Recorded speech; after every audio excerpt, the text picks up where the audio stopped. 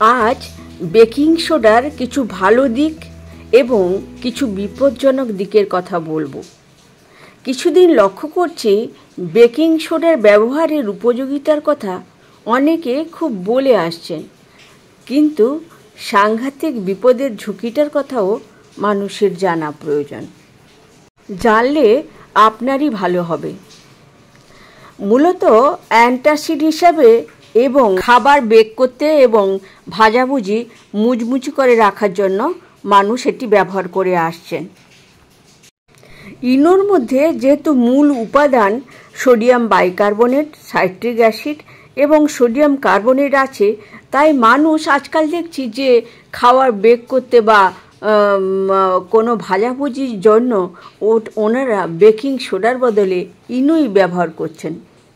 Baking সোডার দ্রুত অম্ল নাশ করার ক্ষমতার জন্যে মানুষ এটা ব্যবহার করেন।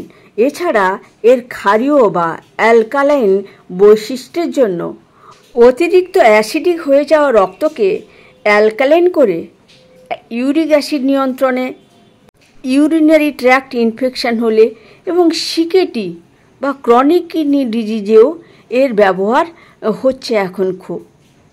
সাময়িক এবং এমার্জেন্সির জন্য ঠিক আছে, কিন্তু দীর্ঘদিন এবং ডোজের অতিরিক্ত ব্যবহার করলে মারাত্মক ক্ষতি হতে পারে আপনার কিডনি, হার্ট, পরিপাক্রিয়া, হাড়, মাংসপেশি ইত্যাদি।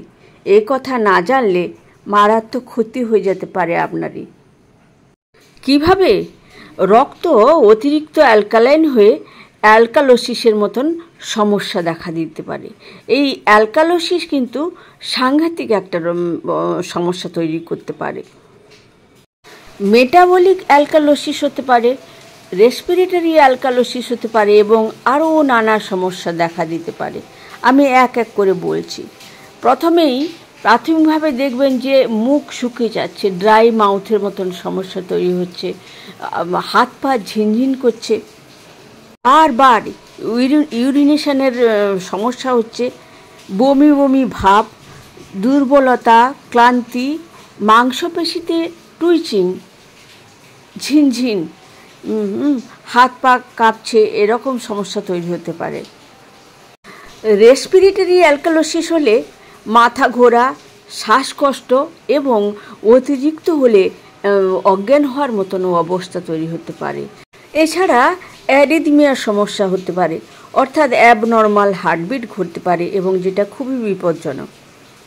হতে পারে মানসিক বিভ্রান্তি এবং অস্থিরতা, উদ্বিগ্নতা ইত্যাদি। দ্বিতীয়ত, এটি যেহেতু সোডিয়াম বাইকার্বনেট, সেহেতু এটিতে সোডিয়াম বেড়ে গিয়ে ব্লাড প্রেশার বেড়ে যাওয়ার সম্ভাবনা দেখা দেয়। যাদের হাই ব্লাড প্রেশার অলরেডি আছে তাদের কখনোই বেকিং সোডা খাওয়া উচিত নয়।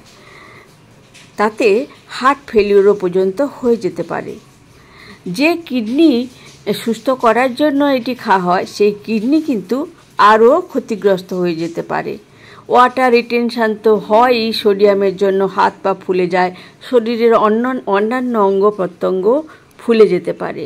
এছাড়া হাড়ের নানা রকম সমস্যা হতে পারে, অস্টিওপোরোসিস হতে পারে এবং ভিটামিন B12 ডেফিসিয়েন্সি দেখা দিতে পারে, আয়রন ডেফিসিয়েন্সি দেখা দিতে পারে। তাই খুব প্রয়োজনে এবং মাত্রা অনুযায়ী না খেলে বেকিং সোডা কিন্তু বিপদ ডেকে আনতে পারে। সমস্যাগুলোর অন্যান্য যে পন্থাগুলো আছে সেগুলো গ্রহণ করুন। আমার চ্যানেলে ইউরিক অ্যাসিড এবং ইউটিআই থেকে কিভাবে রেহাই পাবেন তার দুটো ভিডিও দেওয়া আছে, নানা উপায় আছে। কিন্তু বেকিং সোডা কখনোই দিনে 1 চামচের বেশি খাওয়া উচিত নয় এবং দীর্ঘদিন ধরে এটি খেলে এর কুফল কিন্তু সাংঘাতিক হতে পারে।